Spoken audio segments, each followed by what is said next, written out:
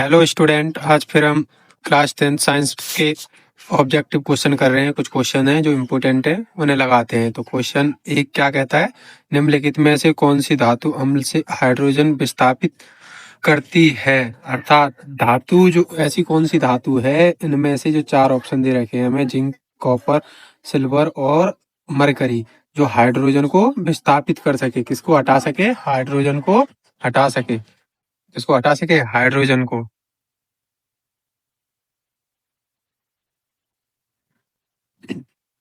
तो इसमें option A होगा, क्या होगी, जिंक, क्या होगी, जिंक।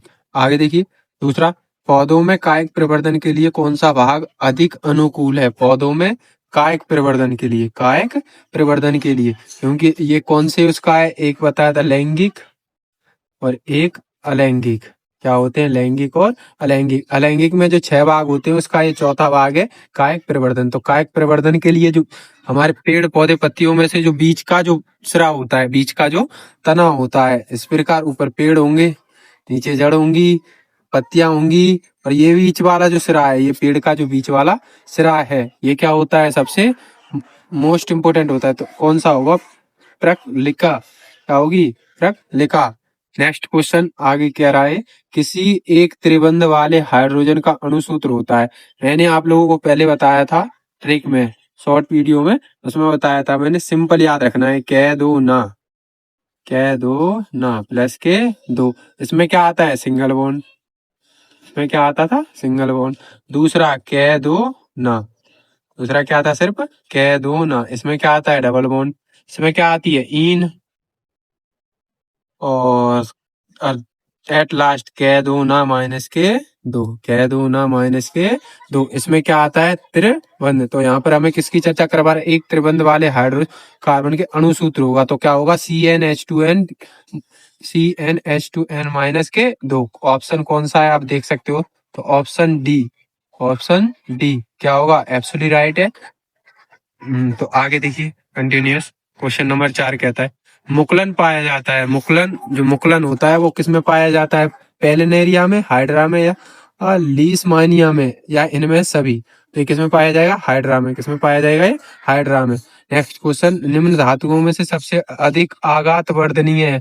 अर्थात आघात वर्धनीय मतलब जो सबसे ज्यादा तन सकती है, लोहा या सोडियम, सोडियम या मैग्नीशियम। तो इसमें से कौन सी होगी, सोना। सोना, 1 ग्राम सोने से हम कितने मीटर की तार खींच सकते हैं, 2 किलोमीटर की। 1 ग्राम सोने से, 1 ग्राम किसके, एयू, एयू अर्थात सोना, गोल्ड, उससे हम कितने मीटर की तार खींच सकते हैं, 2 किलोमीटर की। तो इसमें ऑप्शन क्या होगा, सबसे ज्यादा तनने वाली धातु क्या है, एयू। अगला, पित्राशय का श्रावण होता है। पित्राशय का श्रावण होता है।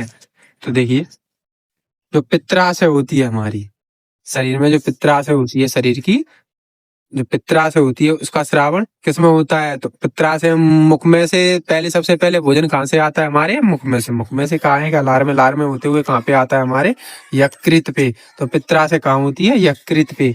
नेक्स्ट क्वेश्चन, विद्युत सामर्थ्य पी का सूत्र है। तो जो पावर होती है उसे किससे दर्शाते हैं, पी से। तो इसका सामर्थ्य का सूत्र क्या होता है, P equal to B I, P equal to B I. तो option C, option C. Next question देखिए, ये मरकरी का एक्स है, मरकरी का एक्स है। ऑप्शन ए है मेलेकाइट या सीनेबार या मैग्नेटाइट या बॉक्साइट। तो इसमें कौन सा होगा, सीनेबार। कौन सा होगा, cinnabar. Next question,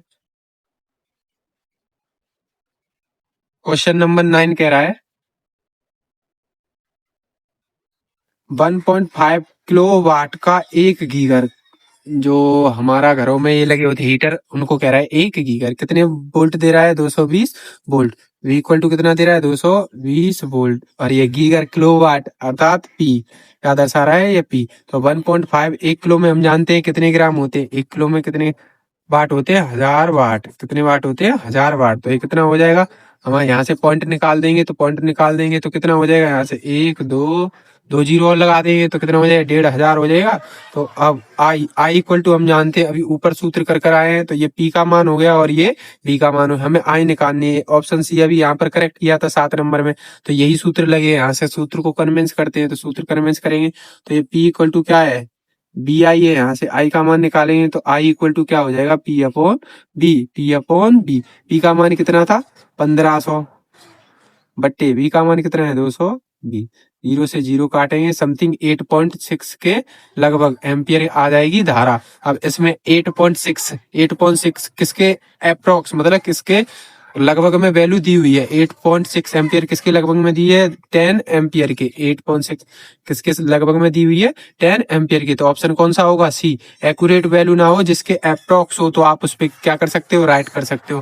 next question है, नेत्र लेंस होता है, नेत्र लेंस होता है जो हमारा मानव नेत्र होता है, उसमें प्राकृतिक द्वारा लेंस कौन सा होता है, मैंने आपको पहले भी समझाया है, उसमें कौन सा होगा, अभिसारी लेंस। अभिसारी को लेंस को हम क्या कहते हैं, उत्तल लेंस। इसको हम क्या कहते हैं, उत्तल लेंस। ठीक है, तो ऑप्शन ए। आगे देखिए,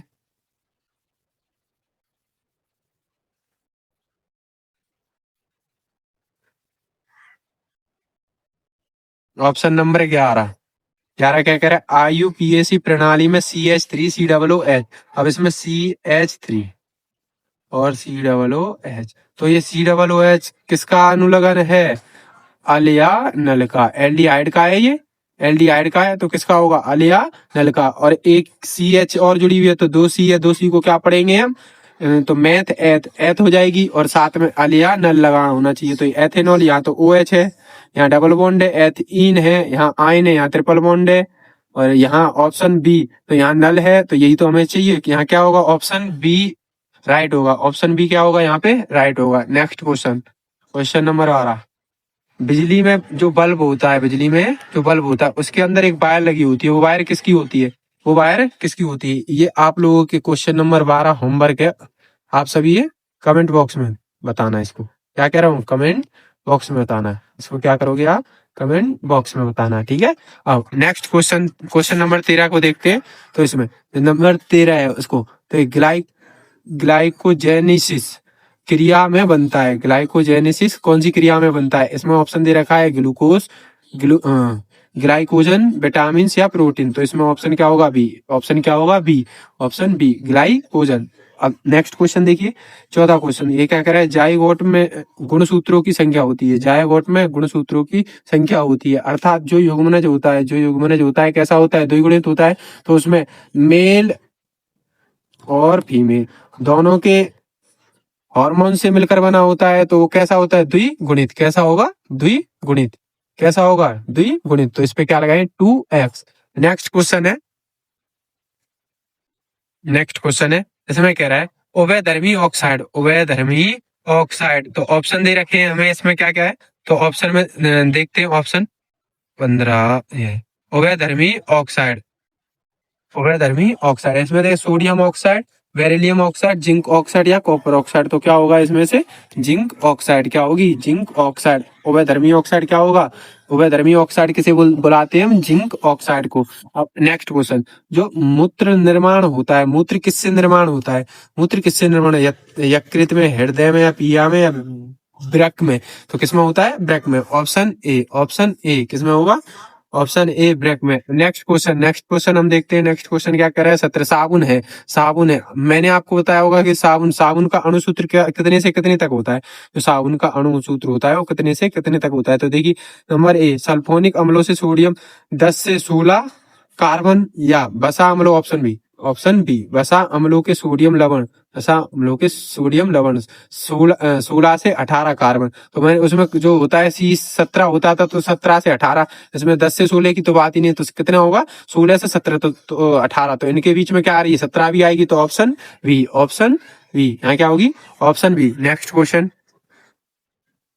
आगे देखिए, स्वस्थ नेत्र के लिए दूर बिंदु होता है, स्वस्थ नेत्र के लिए दूर बिंदु होता है। तो ये मैंने आपको पहले भी कराया, तो 25 सेंटीमीटर, 50 सेंटीमीटर, 100 सेंटीमीटर अनंत पर या 25 सेंटीमीटर कितनी होती है? 25 सेंटीमीटर कितनी होती है? 25 centimetre, option A. Next question, लघु कथन, लघु कथन में समय पर परपथ की धारा, तो लघु समय, लघु मतलब मीडियम समय, उसमें क्या हो? समय परिपथ की धारा क्या होती है? कम हो जाती है, बढ़ जाती है, कोई चेंज नहीं होता है, या इनमें से कोई नहीं, तो क्या होगा? वो कंटिन्यूअस क्या कर जाती है? इंक्रीज करती है। क्या कर जाती है? बढ़ जाती है। क्या करती है? बढ़ जाती है। Next question, next question 20 at last question, इसे देखते हैं। तो देखिए इनमें कह रहा है कांच का अपवर्तनांक न्यूनतम होता है, जो कांच का अपवर्तनांक होता है, जो अपवर्तनांक होता है, मतलब सबसे कम किस में होता है? कांच का अपवर्तनांक है जो सबसे कम कौन से रंग में होता है? तो ये है बैंगनी रंग में, पीले रंग में, हरे रंग में या लाल रंग में। मैंने कराया था तो विबग्योर, विबग्योर, विबग्योर। तो विबग्योर का मतलब क्या होता है? विबग्योर का मतलब होता है कि जो BI, देखो नेक्स्ट पेज पे लिखता हूं मैं ना, विबग्योर, विबग्योर। तो इसका मतलब क्या होता है? बैंगनी।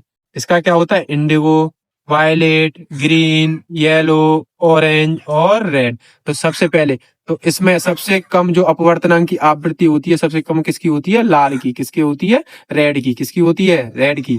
और सबसे ज्यादा किसकी होती है? बैंगनी की। तो हमसे क्वेश्चन में क्या पूछा है इसने? हमसे क्वेश्चन में क्या पूछ रहा है ये? हमसे क्वेश्चन में पूछा है इसने ये, देखिए क्वेश्चन को आप। हमसे क्वेश्चन में कहा था इसने कि कांच का अपवर्तनांक, कांच का अपवर्तनांक, कांच का अपवर्तनांक न्यूनतम होता है, कांच का अपवर्तनांक न्यूनतम होता है। तो कौन से कलर में होगा? लाल कलर में। कौन से कलर में होगा? लाल कलर में। तो इसमें ऑप्शन कौन सा होगा? D.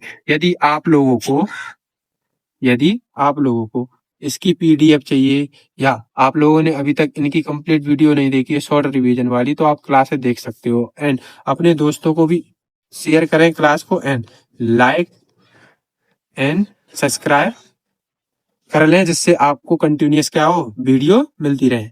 And thank you so much, thank you so much.